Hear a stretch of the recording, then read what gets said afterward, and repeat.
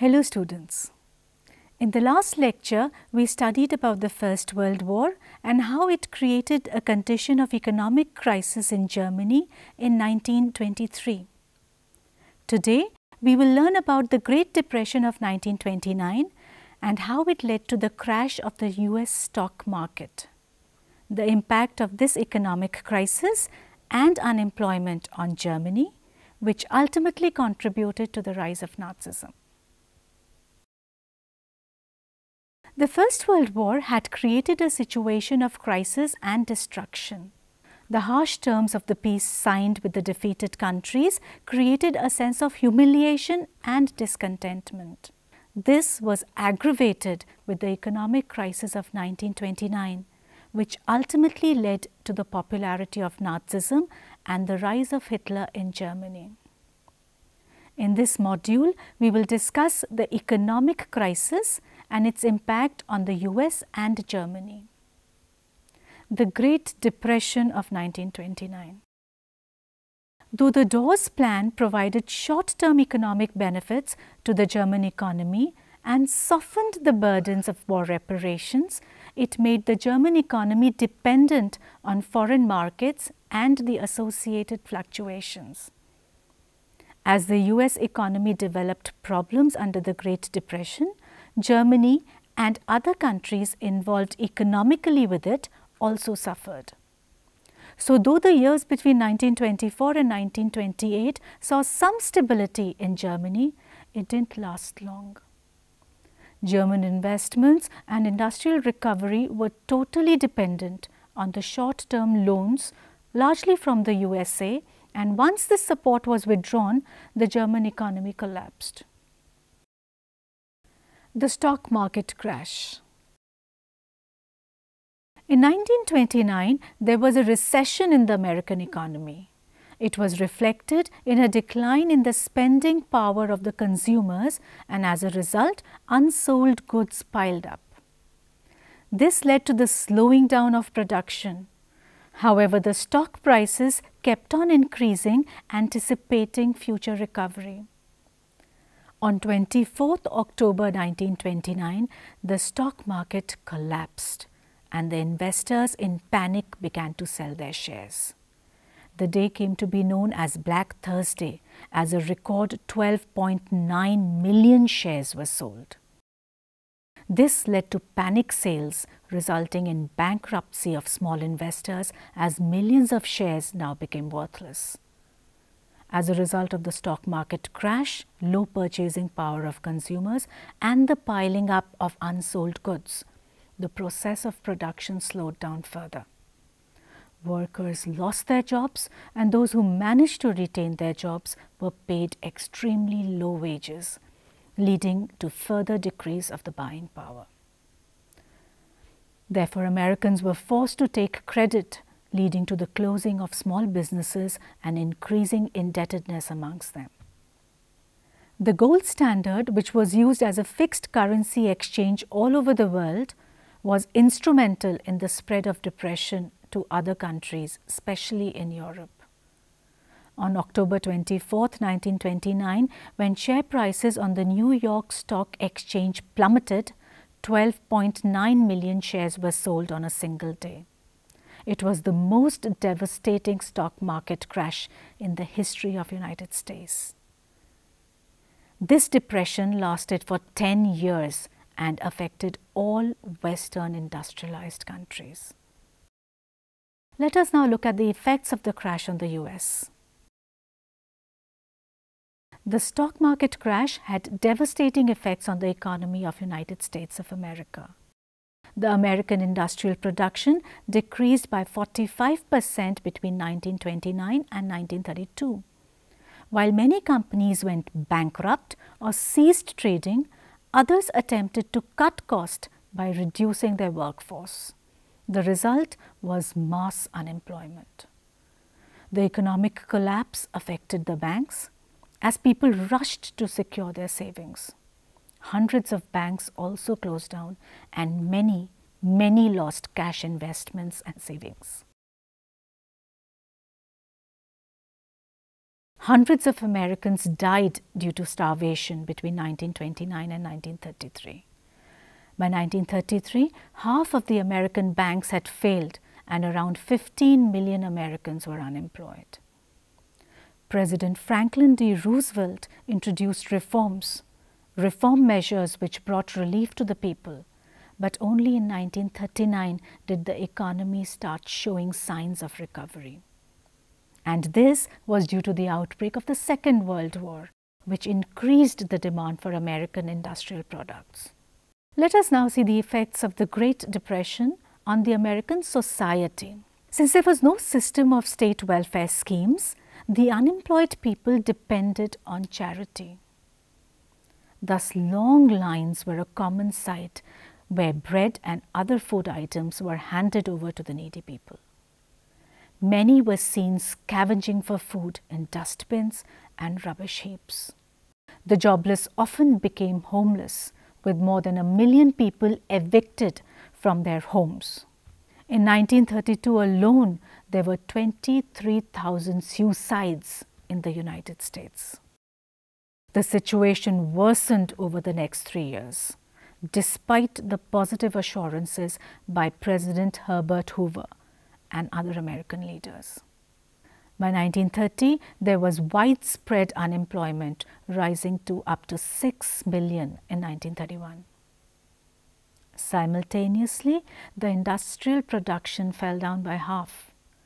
Rising number of homeless people, soup kitchens and bread lines became a common sight in the American towns and cities. In the rural areas, the farmers were also suffering due to drought and fall in food prices. Strangely, while people were starving due to the depression, the farmers had to leave their crops to rot in the fields as they did not have the means to harvest them. Let us now discuss the impact of the economic crisis on Germany and also how it helped in the growth of Nazism. The impact of the economic crisis on Germany was even more severe. Germans relied more on American loans than on their exports, as these had been sustaining the Weimar economy since 1924. These loans stopped in 1929, and the financiers began to call in existing loans which the German economy was not equipped to handle. Banks struggled to provide money and credit, leading to closure of many German and Austrian banks. At the same time, US, in order to protect its companies, imposed a protective tariff which was detrimental to German industries, since US was the largest purchaser of German crops. With the loss of American markets, German industrialists were unable to get credit, resulting in the closure of many factories and industrial companies. This resulted in the fall of German industrial production to 58% of its 1928 levels. This further increased unemployment, and by 1933 it reached a figure of 6 million. 9 years earlier, 15 million marks would have been worth approximately 12 million US dollars. Within a few weeks, inflation made the banknote practically worthless. Let us now discuss the effects of unemployment on Germany. The effects this unemployment had on the German society were devastating. Millions of Germans found it difficult to access food in spite of the availability of food. The children were the worst sufferers, thousands dying from malnutrition and hunger-related diseases. Millions of industrial workers were idle and unemployed. Unemployment was high amongst white-collared workers and the professional classes as well. A Chicago news correspondent in Berlin reported that 60% of each new university graduating class was out of work. British novelist Christopher Isherwood, who lived in Berlin during the crisis, described the scenes. I quote, "Morning after morning, all over the immense, damp, dreary town, and packing case colonies of huts in the suburb allotments. Young men were waking up to another workless, empty day, to be spent as they could best contrive. Selling bootlaces, begging, playing draught in the halls of labour exchange, hanging about urinals, opening the doors of cars, helping with crates in the market, gossiping, lounging, stealing, overhearing racing tips, sharing stumps of cigarette ends picked up in the gutter. With the currency losing its value, the middle classes, including the salaried class and the pensioners, lost their savings. This adversely affected the retailers, the self-employed and the businessmen, as their businesses were ruined. These sections of the society were now filled with the fear of proletarianization. This was a fear of being reduced to the status of the unemployed or the working class. In contrast, the organized workers fared better. However, due to rising unemployment, their bargaining power was reduced.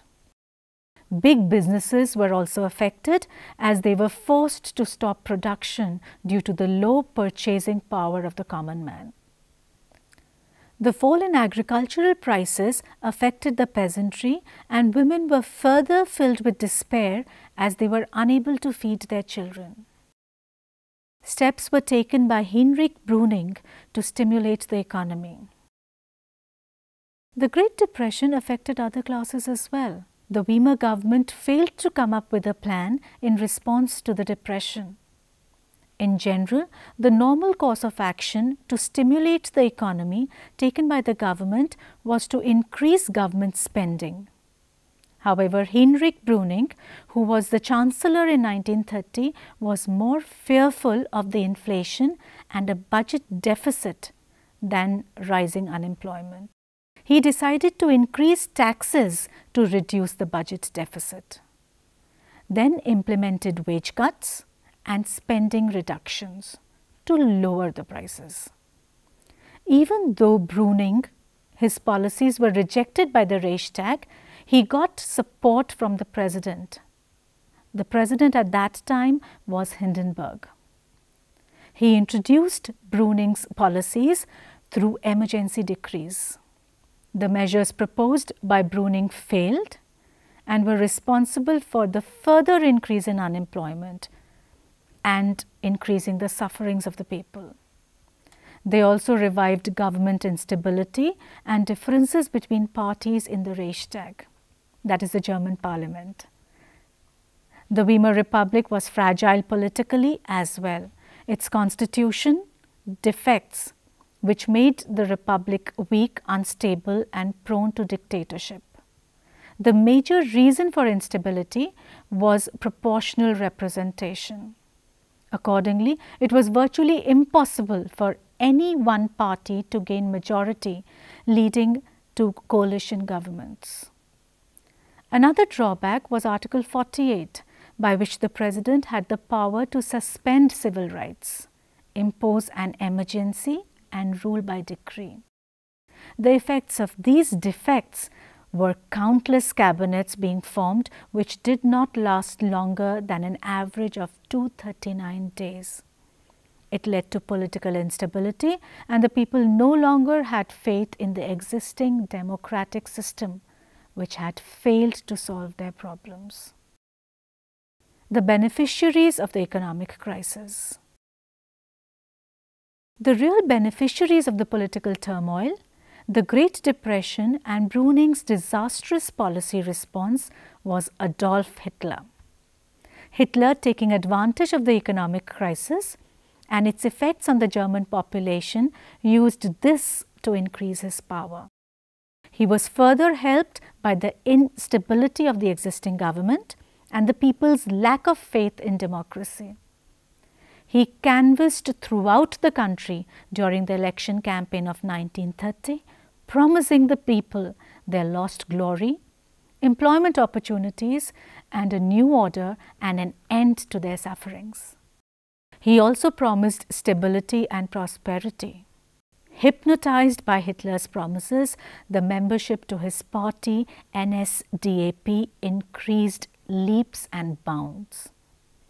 In the Reichstag as well, the representation of NSDAP increased tenfold, the party having won 107 seats in 1930. 2 years later, in 1932, they set a record by winning 230 seats, which no other party had achieved during the entire Weimar period.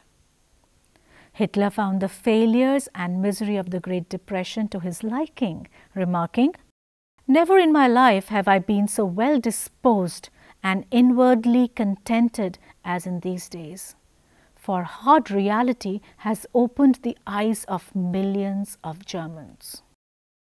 Let us now conclude this lecture.